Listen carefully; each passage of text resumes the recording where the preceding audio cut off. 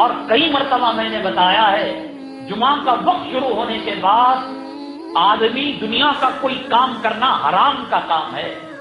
Tailor درزی کا کام کر رہا ہے, برتن بیچنے والا برتن بیچ رہا ہے, اور کپڑے بیچنے والا اس کا جمعہ کے وقت کا پیسہ سور بیچ کر کھانا, رشوت لینا, چوری کرنا, ڈاکہ ڈالنا, اس میں کوئی فرق نہیں ہے.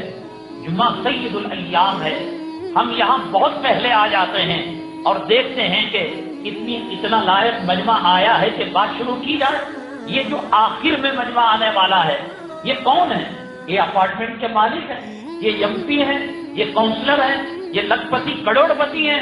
کیوں ایسی حالت کے اندر گناہ کے اندر مبتلا ہو رہے ہو؟ قیامت جب برپا ہوگی, آخر میں آنے والے کان کھول کر سنیں, قیامت جب برپا ہوگی, اللہ جب ترازو کو قائم کرے گا, اللہ تعالیٰ کہیں گے ساری مخلوق کپ کپی کے اندر ہوگی, سورج ایک نیزے کے برابر ہوگا, سب پسینوں میں ڈوبے ہوئے ہوں گے, انبیاء پریشان ہوں گے, اور اللہ کہیں گے جلدی شروع کرو, جلدی شروع کرو, اپنا حساب پیش کرو. اللہ کی مخلوق آدم علیہ السلام کے پاس جائے گی, اے آدم آپ سب سے پہلے دنیا کے اندر آئے, سارے انسانوں کے باپ ہیں, دادا ہیں. آدم علیہ السلام رونے لگیں گے, میں نے جنت میں ایک بھول کی, مجھے ڈر ہے کہ کہیں اللہ اس کا مواخذہ نہ کر لے, اللہ اس کی پکڑ نہ کر لے. جاؤ کسی اور کے پاس. نوح علیہ السلام کے پاس جائیں گے, نوح علیہ السلام کہیں گے میں نے بیٹے کے لیے جنت مانگی تھی, اللہ نے مجھے ڈانٹ دیا تھا اور اللہ نے مجھے منع کر دیا تھا, جاؤ کسی اور کے پاس. ابراہیم علیہ السلام کے پاس جائیں گے, ابراہیم علیہ السلام کہیں گے میں نے باغ کے بارے میں, آدر کے بارے میں, جو بت تراش تھا, بتوں کا بیچنے والا تھا, نرمی برتی تھی, اور 3 بظاہر میں نے حقیقت حال کے خلاف باتیں کی تھی, جاؤ کسی اور کے پاس. تمام انبیاء سے فارغ ہو کر قوم نبی کریم صلی اللہ علیہ وسلم کے پاس آئے گی. آقا امام الانبیاء آپ ہیں, رحمت للعالمین آپ ہیں, اللہ کا جلال, اللہ کا غضب, اللہ کا غصہ دیکھا نہیں جاتا ہے. ایک طرف سورج کی تپش ہے اور ایک طرف نفسی نفسی کا عالم ہے. آقا کچھ کیجیے, اللہ حساب پیش کرنے کو کہہ رہے ہیں. داڑھی مڈو, کیا حساب پیش کرو گے؟ جمعہ کے وقت حرام کے لقمے کھانے والوں, اللہ کے دربار میں کیا حساب پیش کرو گے؟ نمازوں کو چھوڑنے والوں, عورتوں کو رنڈی کے کپڑے پہنانے والوں, حرام اور رشوت اور سود کا پیسہ اپنی اولاد, اپنے گھر والوں کے پیٹ میں ڈالنے والوں, کیسا سابقہ ہوگا اللہ کی عدالت کا؟ پیغمبر, اولیاء, اقطاب, ابدال, پیران پیر, خواجہ اجمیری, خواجہ نظام الدین اولیاء, تمام کے تمام نفسی نفسی کے عالم میں ہوں گے. آقا کے دربار میں آئیں گے. آقا سیدنا ابو بکر صدیق ہیں, وہ 1400 سال بعد کی کسی عالم کو, کسی مفتی کو, کسی محتمم کو, کسی ناظم کو, کسی مسجد کے متولی کو نہیں, وہ ابو بکر جس کا ذکر اللہ نے قرآن میں کیا ہے, اذ ہما فی الغار اذ یقول لصاحبہ لا تحزن. وہ ابو بکر کہ جنت کے پورے دروازے ابو بکر کو کہہ رہتے ہوتے ہیں اے ابو بکر میرے سے آ جا, میری شان بڑھ جائے گی. وہ ابو بکر جن کے بارے میں نبی کریم صلی اللہ علیہ وسلم نے فرمایا اے ابو بکر تمام کا احسان کا بدلہ میں نے دنیا میں چکا دیا. تم نے میرے اوپر اتنا بڑا احسان کیا ہے کہ دنیا میں تمہارا بدلہ نہیں چکا سکتا. ہجرت کے موقع پر گھر کے اندر بیٹی کو تنہا چھوڑ کر آنے والے اور غار ثور کے اندر ساتھ دینے والا ابو بکر کو کہتے ہیں اللہ کے نبی صلی اللہ علیہ وسلم. ابو بکر فرماتے ہیں اے اللہ کے نبی کسی اور کو پیش کیجیے, میری عمر کا بہت بڑا حصہ کفر میں گزر چکا ہے, شرک میں گزر چکا ہے, میں اللہ کو وہ نہیں دکھا سکتا.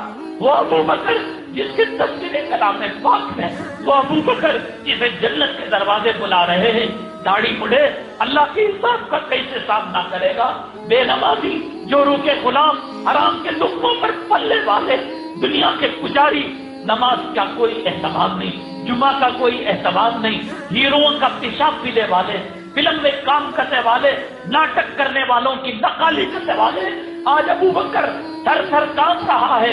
اللہ کے نبی بوڑھاپے میں میں ایمان لے کر آیا, اسلام لے کر آیا, آج میرے اوپر رحم کیجیے, میں اللہ کے حساب کا سامنا نہیں کر سکتا. بعد بڑی مشکل سے نبی کریم صلی اللہ علیہ وسلم کے حکم پر اللہ کے دربار میں اعمال نامے کو پیش کیا. اللہ کا جلال کچھ کم ہوا. پھر اس کے بعد عمر بن الخطاب کو کہا. وہ چھپنے لگے, رونے لگے. وہ عمر جب زمین پر چلتے تھے آسمان سے آیتیں نازل ہوتی تھی. وہ عمر جو مکے مدینے میں تھے, جنت میں محل تیار ہو چکا تھا. اللہ کے نبی اللہ کے حساب و کتاب کا سامنا نہیں کر سکتا, معاف کیجیے, مجھ سے بہت بڑی غلطی ہو گئی. میں گھر سے آپ کے قتل کے ارادے سے نکلا تھا. اب حضرت عمر پیش ہوتے ہیں, اللہ کا جلال اور کچھ کم ہوتا ہے. اس کے بعد حضرت علی کرم اللہ وجہہ کو پیش کیا جاتا ہے. وہ علی ساری زندگی کبھی زکات دینے کی نوبت نہیں آئی, فقیرانہ زندگی گزاری. حضرت علی نبی کریم صلی اللہ علیہ وسلم کے داماد, حضرت فاطمہ کے شوہر, حضرت حسنین کے ابا, وہ آج رو رہے ہیں. نہیں, علی پیش کرنا پڑے گا. پیش ہوا, اللہ نے رحم کا معاملہ کیا. کچھ حد تک اللہ کا جلال, اللہ کا غصہ ٹھنڈے میں آیا. حضرت عثمان بن عفان نبی کریم صلی اللہ علیہ وسلم کے دوہرے داماد, وہ عثمان غنی تبوک کے موقع پر اتنا دیا. اللہ کے نبی صلی اللہ علیہ وسلم آنکھوں میں آنسو لا کر فرمایا, عثمان آج تم نے اسلام اور مسلمانوں کی وہ مدد کی ہے کہ اس کے بعد گناہ بھی تمہیں نقصان نہیں پہنچا سکتا. اللہ تم سے اتنا راضی ہے, اتنا خوش ہے کہ کبھی اللہ منہ نہیں موڑے گا.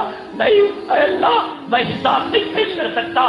عثمان روئے, علی روئے, عمر روئے, ابو بکر روئے, اور تیری ہمت کہ سوالات پیغمبروں کی داڑھی کی سنت پیشاب کی نالی میں ڈال کر تو یہ سمجھتا ہے کہ قبر کے اندر اجدے نہیں آ سکتے, قبر کے اندر سانپ نہیں آ سکتا, آخرت کے عذاب سے تو بچ جائے گا. تب ان 4 خلفاء نے اللہ کے دربار میں حساب پیش کیا. اللہ کا غصہ ٹھنڈا ہوا, اللہ کا جلال جمال میں بدلا, محبت میں بدلا. جب RTO آفیسر, تھانے دار جب موڈ میں ہوتا ہے, لوگ اپنے مسئلے حل کرنے لگتے ہیں, تب امت محمدیہ کہنے لگی ہم پیش کریں گے. اللہ رحمت والے اتنے موڈ میں آئے کہ ہر گنہگار امتی کے پاس چادر تنی ہوئی تھی رحمت کی.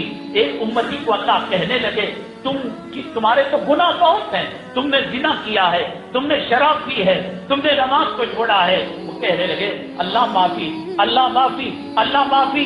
اس کے بعد جب تمام گناہ اللہ گنا کر خاموش ہو گئے تو اب یہ سمجھ لیا کہ مجھے جہنم میں جانا واجب ہو گیا. اللہ فرمائیں گے جا, میری رحمت سے میں نے معاف کر دیا. تو میرا فضل مانگا کرتا تھا, تو صلاۃ توبہ پڑھا کرتا تھا, معافی مانگا کرتا تھا, میں نے معاف کر دیا. وہ بندہ اتنا اچھلے گا, اللہ آپ نے تو کچھ گناہ کے نام لیے, یہ بھی گناہ میں نے کیا ہے, یہ بھی گناہ میں نے کیا ہے. اللہ کہیں گے چل, اس پر احد کے پہاڑ کے برابر ثواب, اس پر ہمالیہ کے برابر کے ثواب. اللہ ان 4 خلفاء کی پیشی کے بعد رحمت والا معاملہ کرتے ہیں. ان کی یہ حالت, میرے بھائی جمعہ چھوڑ کر تجھے کیا ملے گا, فجر میں جنابت والی عورت کے بغل میں سونے سے کیا ملے گا, حرام کے لقمے کھانے سے کیا ملے گا. تیرے چلے جانے سے مر کر سورج اندھا نہیں ہو جاتا, چاند کی چاندنی ختم نہیں ہو جاتی. یہی دنیا رہے گی, یہی کھانا رہے گا, یہی پینا رہے گا. ابھی تیرے کفن کی گھاٹیاں نہیں بنیں گی. تیرے بچے, تیری اولاد دینی تعلیم نہ ہونے کی وجہ سے وہ تیری وراثت میں جھگڑا کرتے رہیں گے, تجھے کلمہ نہیں پڑھائیں گے, تجھے کفن سنت کے مطابق نہیں دیں گے. نجات ملے گی حی علی الفلاح کے اندر ملے گی, کامیابی ملے گی خدا کے دربار میں سجدہ کرنے سے ملے گی. بہت سارے سرکاری آفس